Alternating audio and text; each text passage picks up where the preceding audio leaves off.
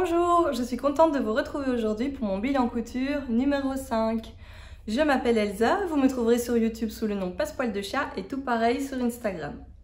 Si vous n'êtes pas encore abonné à ma chaîne, n'hésitez pas à le faire dès maintenant en cliquant sur le petit bouton rouge sous la vidéo, ça me ferait vraiment très plaisir.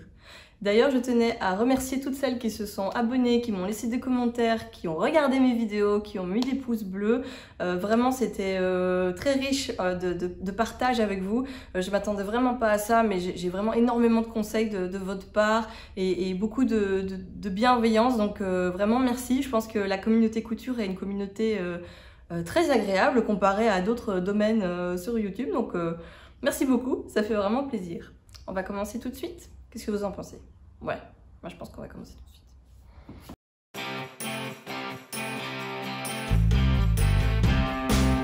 Pour ce premier pantalon, je suis partie du patron Claude de Make My Lemonade. Alors, pourquoi j'ai choisi ce patron? Pour deux raisons en fait. La première, c'est qu'il était toujours listé dans les listes de pantalons faciles pour débuter, on va dire, et qu'il est accompagné d'un tuto vidéo. Donc je me suis dit que ça devait pas être trop compliqué.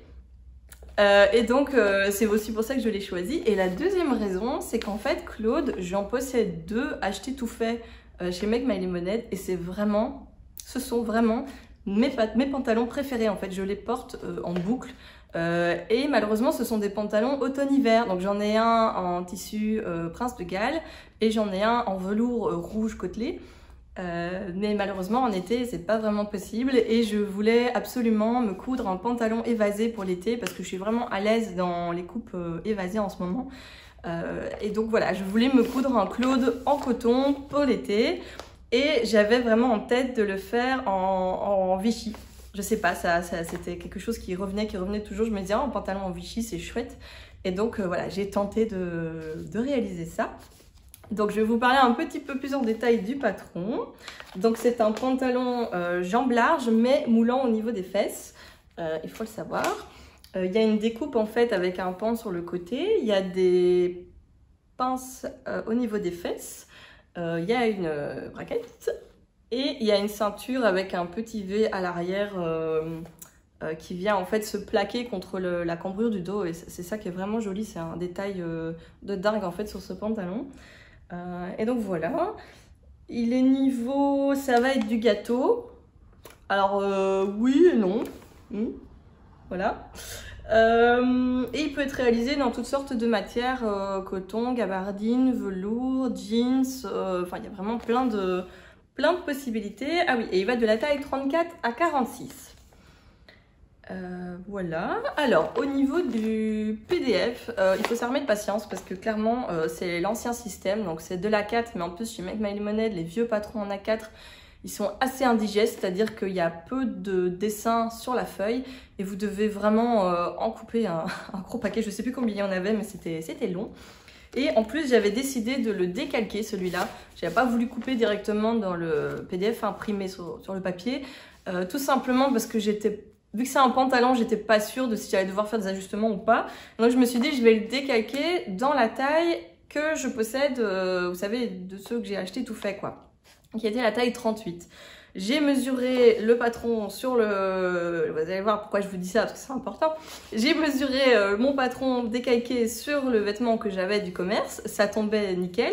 Donc je me suis dit, bah, le 38 du patron correspond bien au 38 que moi j'ai acheté dans le commerce, parce qu'avec Make My Lemonade c'est pas toujours vrai, donc voilà, je me suis dit tout va bien se passer, et puis donc j'ai décidé de le réaliser dans ce Vichy qui vient des Coupons de Saint-Pierre, que je trouve magnifique. Donc c'est un Vichy blanc et bleu marine avec des tout petits carrés comme ça. Ça donne un peu mal aux yeux, j'espère que vous n'allez pas avoir mal à la tête à regarder cette vidéo. Oui, attendez, comme toute youtubeuse couture qui se respecte, j'ai bien sûr un cahier de couture. Alors par contre, vous allez être vraiment déçus parce que je n'ai pas l'âme d'une illustratrice du tout.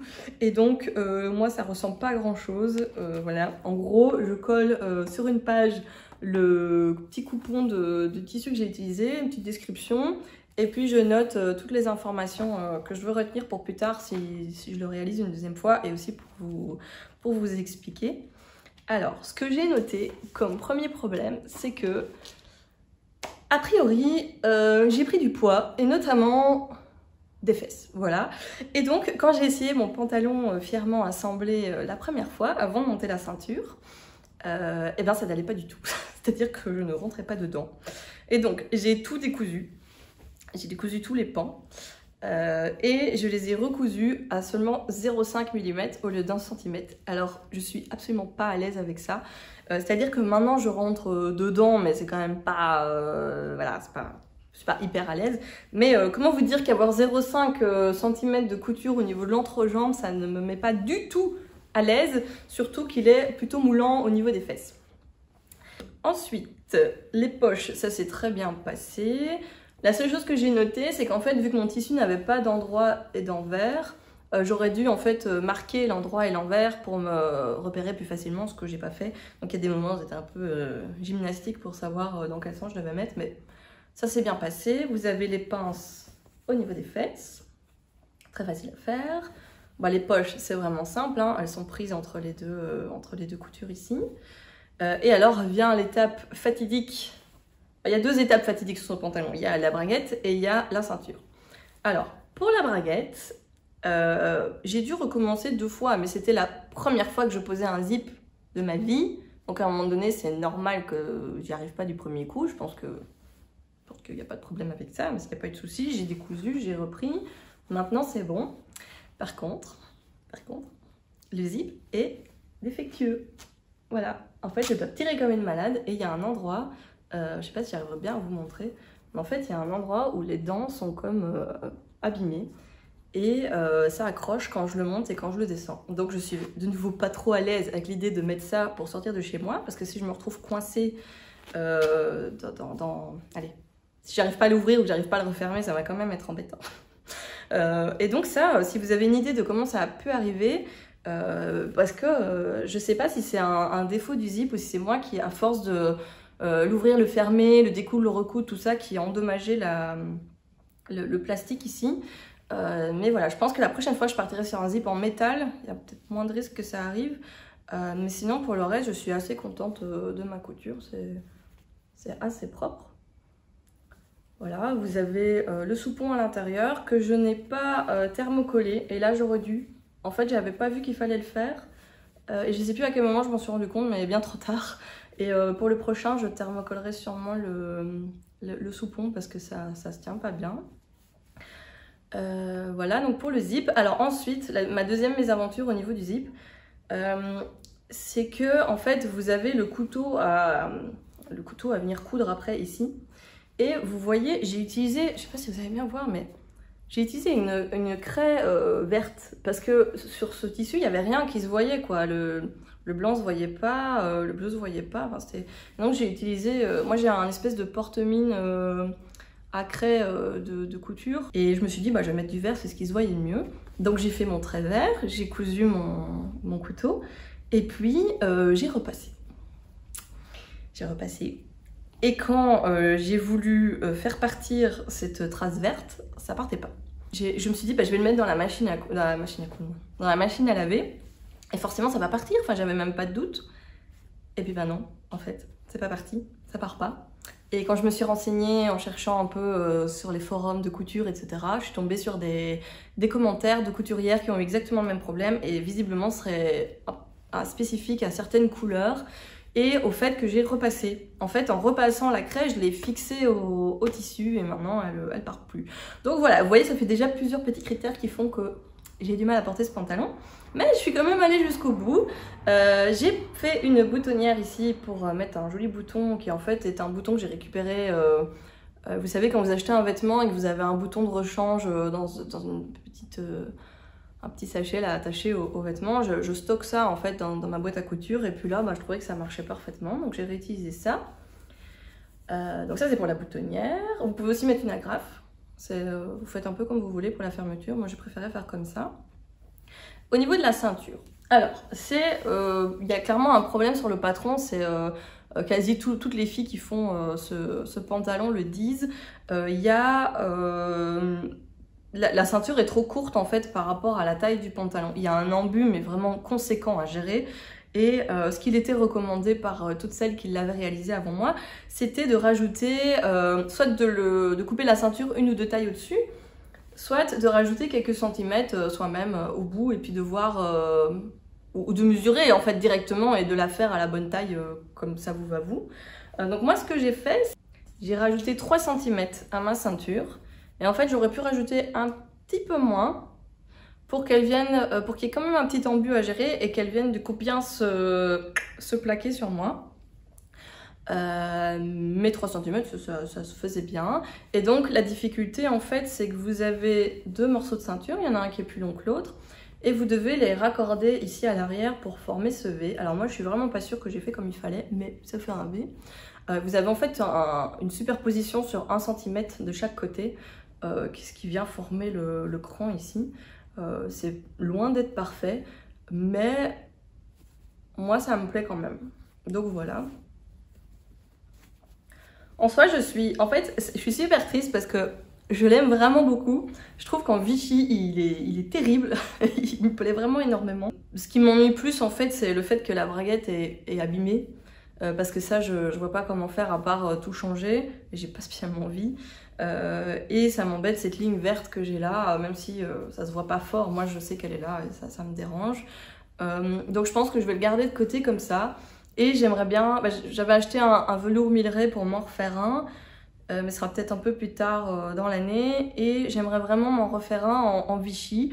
Donc si vous connaissez un tissu Vichy qui ne soit pas du tout transparent, qui soit vraiment opaque, en coton, pour que ce soit respirant, je suis preneuse et à mon avis je vais le refaire une taille au-dessus. Je mesure 1,63 m et j'ai fait un ourlet de 2 x 2 cm. Et c'est bien, je pense que je peux le porter avec du plat comme ça. Comme d'habitude, j'ai pas de surjeteuse, donc je surfile avec le point overlock. Je vais voir si je vous laisse avec une vidéo portée ou pas, ça dépendra de comment je me sentais de temps. Voilà.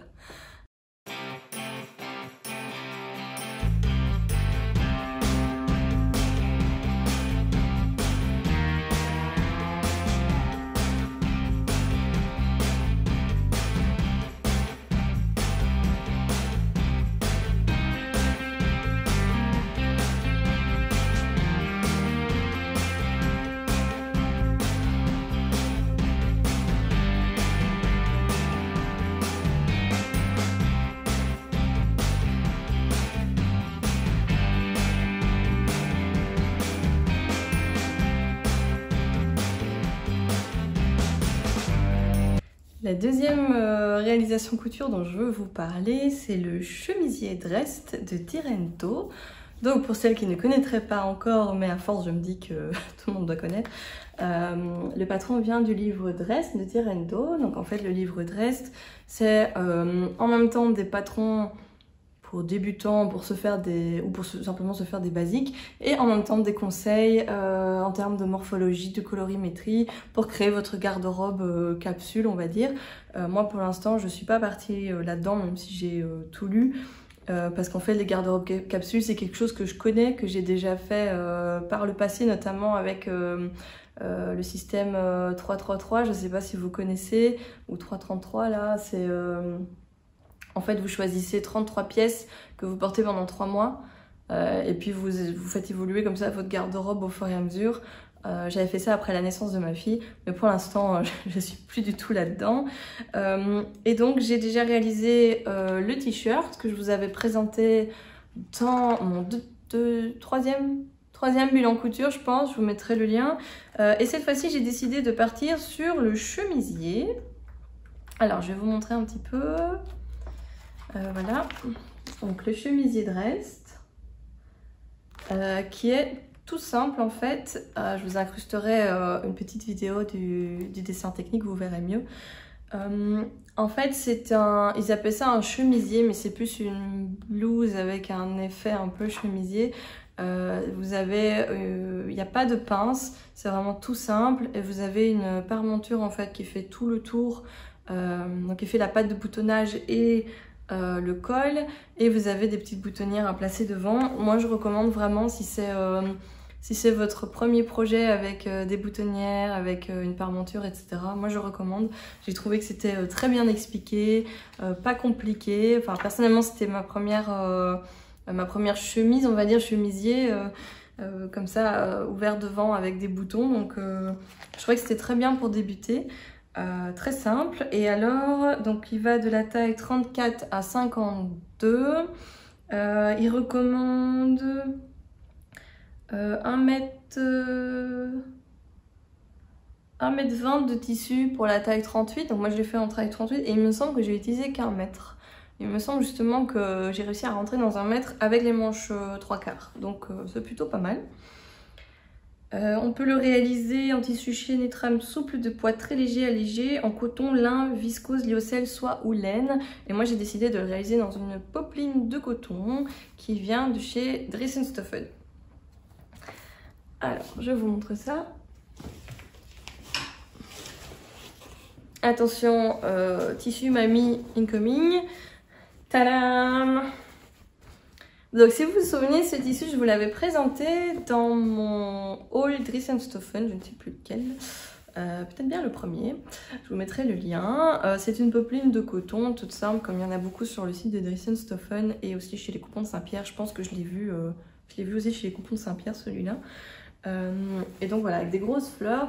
Et quand je l'avais reçu, j'avais été un peu déçue par rapport à la photo du site. Les couleurs étaient beaucoup plus peps en vrai que sur le site. D'habitude, on pourrait être content, mais dans ce cas-là, je trouvais que c'était un peu trop. Et finalement, donc du coup, je voulais en fait me faire une toile de cette chemise, enfin de ce chemisier avec. Et finalement, eh bien, je l'aime beaucoup. Je l'ai porté toute une journée la semaine dernière et c'est un confort absolu.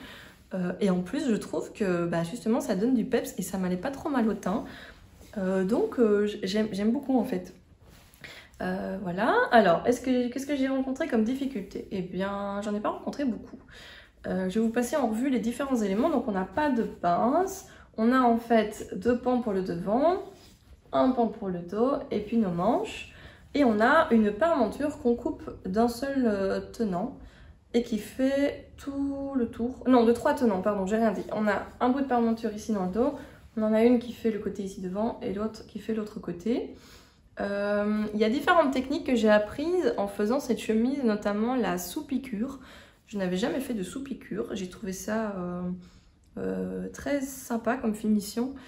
Voilà, je vous montre, on la voit un petit peu ici, si vous verrez bien.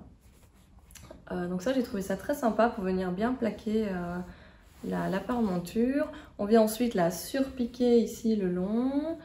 Les boutonnières, ça s'est très bien passé. Jusque là, j'avoue que j'ai pas eu de problème sur ma machine avec les boutonnières, tant mieux. Parce que j'ai des problèmes avec les épaisseurs et j'ai un peu du mal avec mon aiguille doux, mais visiblement avec les boutonnières, j'ai jamais de soucis. Et j'ai choisi ces petits boutons en bois clair à ma mercerie locale. En fait, moi, les boutons, je les choisis jamais avant de coudre. En fait, systématiquement, vu qu'il y a un chouette choix de boutons près de chez moi, je vais avec ma cousette terminée sans les boutons. Enfin, sans les boutonnières, parce que j'ai besoin d'avoir la taille du bouton pour faire ma boutonnière. Mais je vais au magasin avec mon tissu et je fais vraiment mon tissu à côté des boutons et je regarde ce qui me plaît et ce qui marche bien. Vu que les tissus je les achète sur internet souvent et que les boutons je les achète en mercerie, voilà, j'aime bien faire comme ça. Puis c'est un peu mon petit plaisir j'approche de la fin du projet et je vais à la mercerie, je traînouille un peu, je regarde les boutons, je choisis celui qui me plaît. Voilà. C'est quelque chose que j'aime bien et puis ça m'évite d'avoir aussi un stock de boutons dont je ne sais que faire et qui au final ne vont peut-être pas correspondre à mes réalisations. Donc voilà, moi ça me convient bien comme ça. Donc ça a été tout seul pour les poser. Je les ai cousus devant Top Chef parce que je ne suis pas une grande fan de la couture à la main, donc j'ai besoin de faire autre chose en même temps. Et donc devant Top Chef, en fait, j'ai enchaîné les boutons de cette blouse là et les boutons de ma robe Frida que vous verrez après. C'est un peu activité bouton. Les ourlets des manches, c'est tout simple. Il me semble que c'est deux fois un repli de 1 cm. Pareil pour le bas. Et voilà, mais vraiment je recommande pleinement ce patron. Il est top. Et alors au niveau de la taille, donc je l'ai réalisé en taille 38, je me suis basée sur mon tour de poitrine et c'est presque parfait. Je dirais que 1 cm de plus aurait peut-être été plus confortable, mais ça se joue vraiment à pas grand chose. Ah oui, et je vous ai pas dit, j'ai en fait, vu qu'il y a des marges de couture de 1,5 cm sur les patrons de Direndo, je me suis dit, pourquoi pas faire des coutures anglaises. Attendez, je vais la retourner. Ouvert est mieux. Et vu que j'ai pas de surjeteuse, en fait, je trouve que c'est une finition qui me permet moi d'avoir un vêtement bien fini sans devoir surjeter. Et donc voilà, vous voyez ici, j'ai mes coutures anglaises. Je les ai faites sur le côté et aux épaules. Par contre, j'ai pas fait au niveau des manches. Et ça, est-ce que vous pouvez me dire dans les commentaires, pour les plus expérimentés d'entre vous, si on peut faire des coutures anglaises sur les manches ou pas? Parce que en fait, bah, c'est un peu dommage quoi. J'aurais bien voulu que tout soit comme ça. Donc voilà, dites-moi dans les commentaires si vous l'avez déjà fait et si ça rend bien, si ça rajoute pas une épaisseur un peu gênante au niveau de l'épaule en fait. C'est surtout ça qui me tracasse. Au niveau du tissu, j'en reviens un peu dessus, ben, il est vraiment de belle qualité. Donc là, j'ai déjà lavé 2 fois et il ne bouge pas. Donc vraiment contente et c'est une popeline qui est très agréable, un peu douce comme ça. Donc ça, je recommande. Et je vais clairement m'en refaire une et je me dis pourquoi pas ouais, m'en faire pour cet été, soit en manche plus courte, soit comme ça, parce qu'en soi c'était très agréable. En tout cas, c'est clairement un modèle que je vais refaire.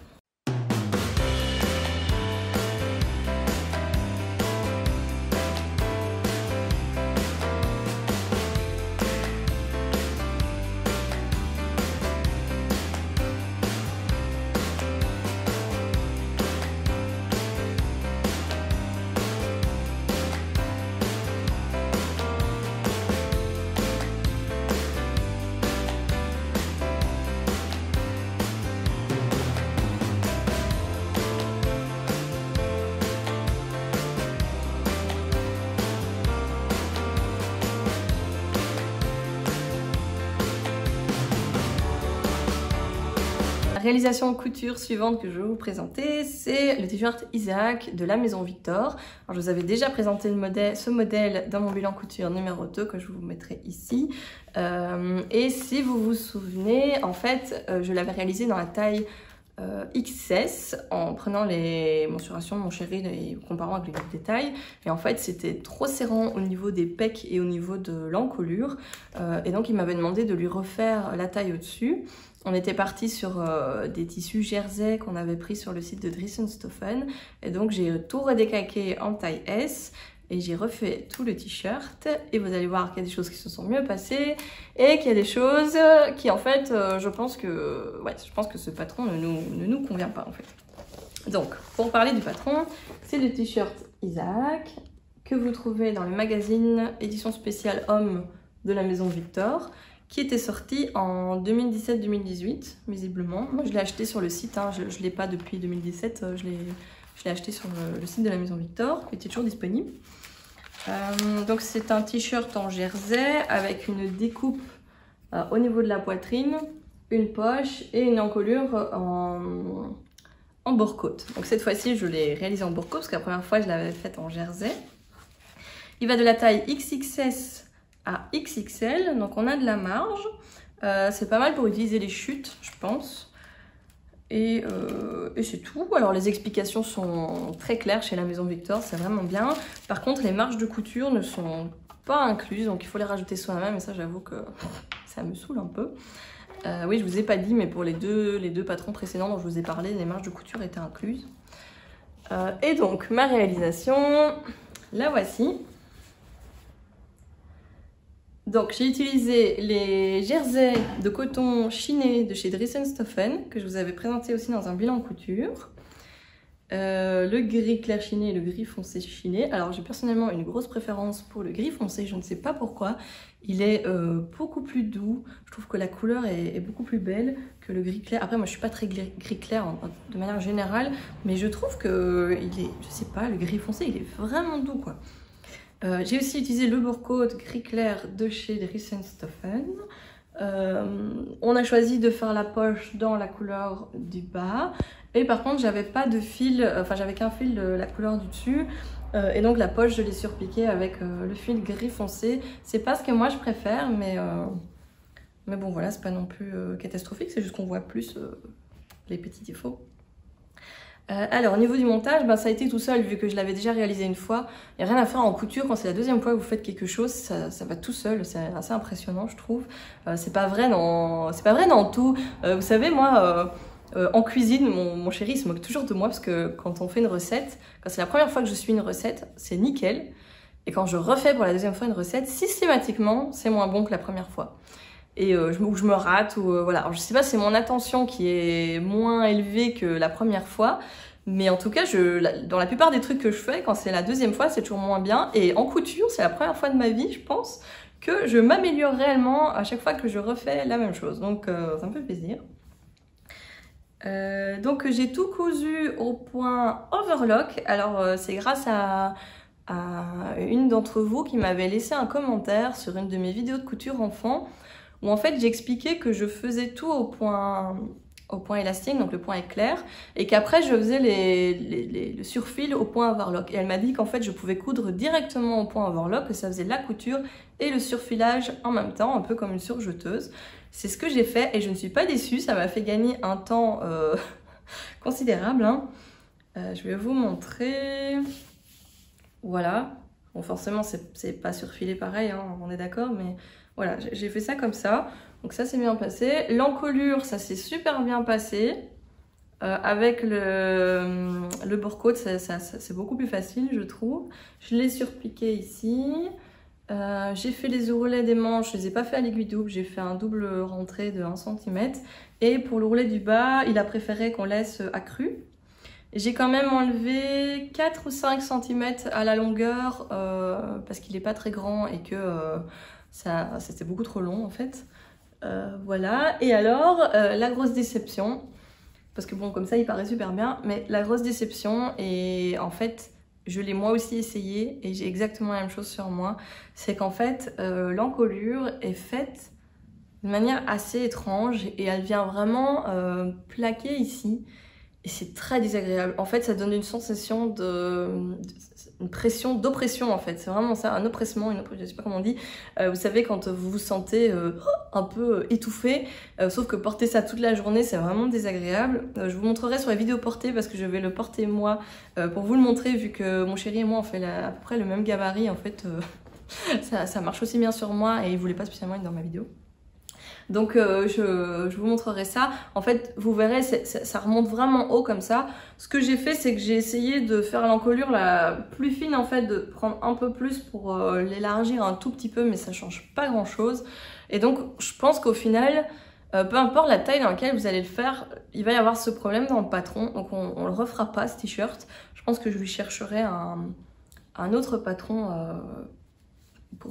si je veux lui refaire un t-shirt, parce que mais c'est vraiment dommage parce que je trouve qu'il est beau et il lui va super bien porter, mais s'il est pas bien dedans, j'ai envie de dire c'est pas sa faute quoi. Et pour l'avoir essayé, je peux confirmer que c'est vraiment pas agréable. Donc je vous recommande pas spécialement ce modèle si vous êtes un peu sensible, si vous aimez pas les encolures qui remontent haut. Je vous recommande pas de partir sur ce patron. Voilà. Mais sinon, il est chouette, hein? Dommage.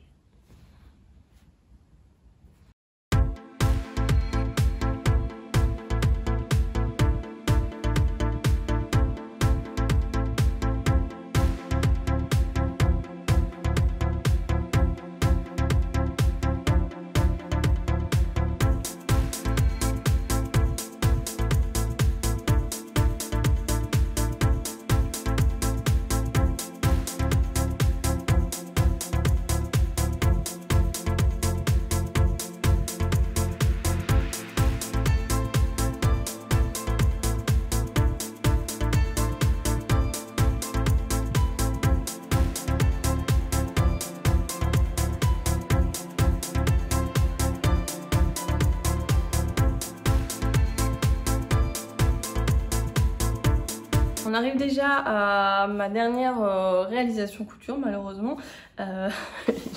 Mais non la moindre, j'ai envie de vous dire, parce que réellement, je suis extrêmement fière. Oui, extrêmement fière, on peut le dire. Voilà, il faut pas hésiter de temps en temps à se lancer des fleurs. Moi je suis désolée, mais quand on passe des heures à faire quelque chose et qu'on est très contente du résultat, il faut savoir se féliciter soi-même. Qu'en pensez-vous? Voilà. Alors, pour cette réalisation couture, je suis partie de plein d'idées en fait.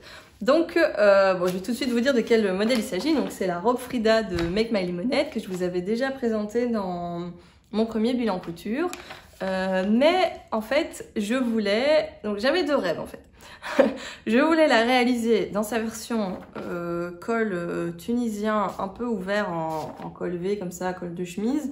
Parce que la version col bateau me plaît beaucoup, mais j'avais envie de tester l'autre version. Et la deuxième idée que j'avais, c'est que je voulais en faire encore plus une robe années 50-60 et la réaliser dans un chambray de coton comme elle avait été en fait réalisée à l'origine de la création du patron par Make My Lemonade. Donc en fait, si je retrouve une photo, je vous l'incrusterai ici. En fait, il y avait une version en chambray bleu que j'avais pas eu les moyens de m'offrir à l'époque, et ça fait des années que cette robe, j'y pense, et avec la ceinture et tout, dans le même tissu, enfin voilà, j'aimais trop, mais sauf qu'elle l'avait faite en version col bateau, et moi quand j'avais vu des réalisations de la version avec le col tunisien, j'avais vraiment envie de faire la version col tunisien dans un chambray, avec une ceinture un peu en or passé comme ça, des boutons un peu dans du bois plus ancien. Et donc j'ai passé pas mal de temps à chercher les tissus et la mercerie pour réaliser cette robe. Et donc voilà, je vais vous expliquer un peu tout ça. Donc le patron, on va commencer par là. C'est le patron de la robe Frida de Make My Lemonade, qui est niveau, c'est de la tarte. Alors, je confirme, hein, Frida, elle est vraiment facile. Si vous n'avez jamais cousu de robe, c'est le modèle parfait pour se lancer. Au niveau de la taille, vous avez peu de chances de vous louper parce qu'elle taille assez large et vous pouvez la resserrer avec la ceinture. Elle va de la taille 34 à 46, mais en fait, je pense qu'elle peut monter pour plus haut que la taille 46 parce qu'elle taille vraiment, vraiment large. Après, ça dépend de la poitrine que vous avez, mais... voilà, moi je ne l'ai pas sous-taillée, donc je l'ai faite en taille 38 comme recommandé dans le guide des tailles parce que j'aime justement bien ce côté assez des épaules tombantes sur le haut, un peu oversize et très ceinturé avec, à la taille avec les fronces. Personnellement, je voulais vraiment respecter le design de la robe de base, c'est pour ça que je suis restée sur ma taille, mais je pense qu'une taille en dessous irait très bien aussi. Donc vous avez la version col bateau, la version col tunisien, vous avez la possibilité de faire une poche carrée ou de faire une poche cœur. Alors à la base, je voulais aussi faire la poche cœur comme je l'avais faite sur ma blouse Bianca. Mais ça s'est pas super bien passé, donc j'ai fait marche arrière et j'ai refait une poche carrée. Donc je pense que j'ai tout dit sur le patron. Il est accompagné d'une vidéo explicative qui est pas trop mal faite, donc franchement n'hésitez pas. Donc voilà ma réalisation, celles qui me suivent sur Instagram l'ont déjà vue. Je l'aime trop. Voilà. Donc, je vais commencer par le tissu. Donc c'est un chambray tout doux qui vient de ma mercerie locale qui m'a coûté 8 ou 9 € le mètre. C'était pas déconné. Il est vraiment mais tout doux. Super agréable à porter vraiment. Donc voilà, la couleur est super sympa, il est un petit peu plus clair à l'intérieur. Je voulais aussi faire les revers comme ça avec le clair qui revenait dessus. Donc j'ai fait la version col tunisien comme vous le voyez. Donc du coup dans la version col tunisien, il n'y a qu'une parmenture pour le dos. Et j'ai décidé en fait de mettre le biais du tissu stragier que je m'étais acheté, de mettre un bout de biais ici pour faire une jolie finition, vu que j'ai pas de surjeteuse et que souvent ça ressemble pas à grand chose mes bords de parmenture. Je me suis dit bah, pourquoi pas mettre un biais, et ben je sais pas vous mais moi j'adore le résultat, je trouve que c'est trop beau, donc je pense que je referai ça. Alors vous avez en fait deux pans, je vais déboutonner, vous verrez mieux. Vous avez en fait deux pans, parce que là c'est repassé mais normalement ça remonte tout droit ici comme ça, voilà, vous voyez. Et en fait vous le repliez à l'intérieur pour créer la parmenture.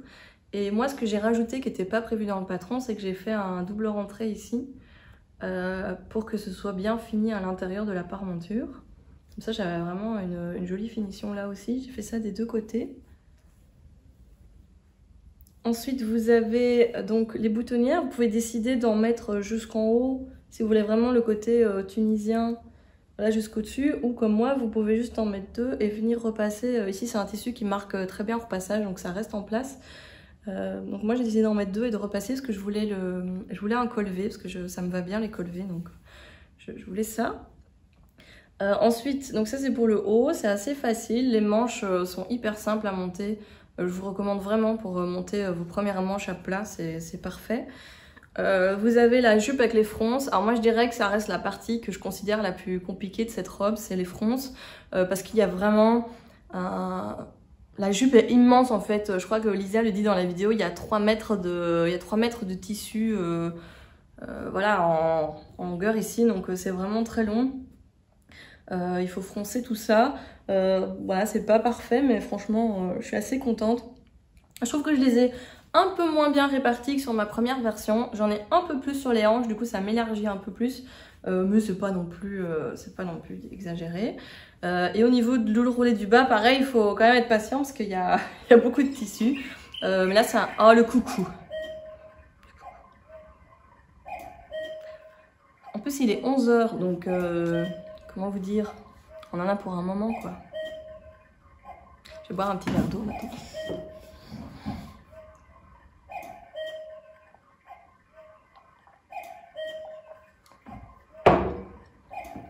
Il fait chaud aujourd'hui.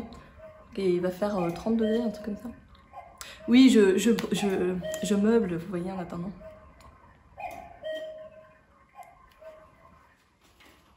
Merci, coucou. Donc, je disais, pour l'ourlet du bas, c'est un double rentrée, tout simple. C'est juste que c'est long. Et ah oui, aussi, vous avez des poches dans la jupe que vous pouvez décider de mettre ou de ne pas mettre. Moi, j'aime bien les poches dans les robes, donc voilà, je les ai mises. Qu'est-ce que je dois dire d'autre? Je pense que c'est tout déjà. Ah oui, j'ai juste une déception, c'est qu'en fait, j'aurais pu faire des coutures anglaises et je l'ai pas fait. Il faudrait rajouter peut-être... non, même pas en fait, parce que je pense qu'elle est assez large que pour que je puisse faire des coutures anglaises et qu'elle continue à m'aller bien. Donc je pense que pour une prochaine version, parce qu'il y en aura sûrement encore une, je ferai des coutures anglaises au niveau des épaules et des côtés. Parce que du coup c'est un peu dommage, c'est pas une super belle finition comme ça. Voilà, ah oui, la poche, j'ai fait la poche carrée et le bouton il est juste décoratif en fait, hein, je me suis pas embêtée. J'ai quand même gardé le fait qu'on ait une poche qui s'ouvre. J'ai juste mis le petit bouton décoratif. Les petits boutons viennent de ma mercerie locale. Comme je vous ai dit, je vais avec le tissu là-bas et puis j'ai choisi mes petits boutons. Voilà, donc ça c'est pour la robe, elle est vraiment trop bien, enfin, je suis trop contente. Et j'ai décidé de faire la ceinture. Alors là ça a été un petit peu plus compliqué. Alors, donc pour la ceinture, vous avez 2 grands morceaux de tissu comme ça, que vous venez couper dans la longueur, que vous assemblez. Bon, jusque-là, c'est pas trop compliqué. Vous thermocollez une des 2 parties. La difficulté, c'était de trouver la boucle de la bonne taille, parce qu'en fait, ça fait, si je me souviens bien, 5,5 cm ou 6 cm de large. Et en fait c'est pas du tout standard pour les boucles de ceinture, donc j'ai cherché quand même un moment et finalement dans ma mercerie locale j'ai trouvé cette boucle en or un peu passé comme ça que j'aime vraiment beaucoup, et la vendeuse m'a dit que ça devrait aller. Effectivement ça passe. Et puis j'ai acheté j'avais déjà la pince prime pour les boutons pression et en fait j'ai acheté les rivets pour pouvoir poser les petits rivets. Et vous voyez qu'en fait, c'est là qu'est le problème, c'est que je crois que ces rivets-là, ils sont à mon avis faits pour un tissu plus épais. Et j'ai comme du jeu dedans. Je sais pas, j'avais beau presser, en fait, ça n'allait jamais assez loin, il restait toujours une petite marge. Et là, juste au moment de prendre la robe pour vous faire la vidéo, j'en ai un qui a sauté et je ne le retrouve pas, donc super. Voilà, j'en ai un qui a sauté là, et celui-là on voit qu'il est pas non plus super solide. Donc ça je suis un peu déçue parce que sinon elle rend bien. Vous voyez, c'est encore sympa, j'étais assez fière de moi de me dire que j'avais fait ma première ceinture. J'ai pas assez de tissu pour en refaire une, sinon ce que j'aurais peut-être bien fait c'est thermocoller les 2 côtés. pour vraiment que ce soit encore plus épais, voire même rajouter encore un troisième tissu au milieu, enfin je sais pas, faire un truc bien épais pour que ça... Mais bon, en même temps, il faut quand même que ça reste souple au niveau de la taille, donc je sais pas. Mais bref, je trouve que ça apporte beaucoup à cette robe de la ceinturer. Pour toutes celles qui ont fait Frida et qui la trouvaient beaucoup trop large, vraiment essayez que ce soit avec une ceinture de commerce ou de faire votre ceinture vous-même. Mais vraiment, c'est une robe qui est, moi je trouve, beaucoup plus belle ceinturée. Je vous recommande vraiment ce patron en tout cas. Bon, les finitions qui sont indiquées dans la vidéo sont pas ouf, mais c'est à vous de voir jusqu'où vous voulez aller. Mais vraiment pour débuter, de nouveau, super patron.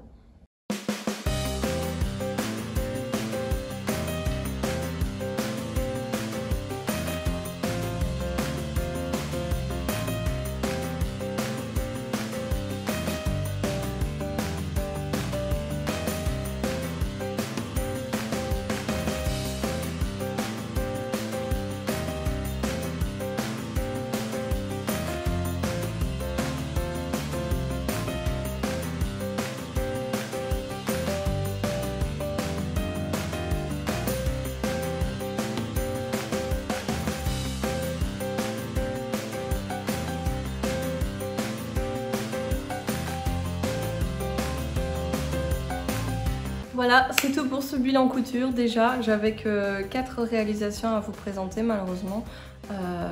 Mais j'espère revenir bientôt avec d'autres réalisations. J'espère en tout cas que ça vous aura plu, que vous aurez trouvé des idées dans mes projets. N'hésitez pas à me laisser un commentaire pour discuter. Moi, je suis toujours preneuse de partager avec vous. Merci déjà d'avance à toutes celles qui ont regardé la vidéo jusqu'au bout. Et je vous dis à très bientôt. Je ne sais pas encore quel sera le thème de la prochaine vidéo, ce sera une surprise, je ne sais pas. Tout ce que je peux vous dire, c'est que je suis en train de coudre la combinaison Edwige de Make My Lemonade et qu'après je vais faire des choses, je pense, très estivales parce qu'il fait chaud. Donc voilà, et je vous dis à très bientôt et surtout, bonne couture!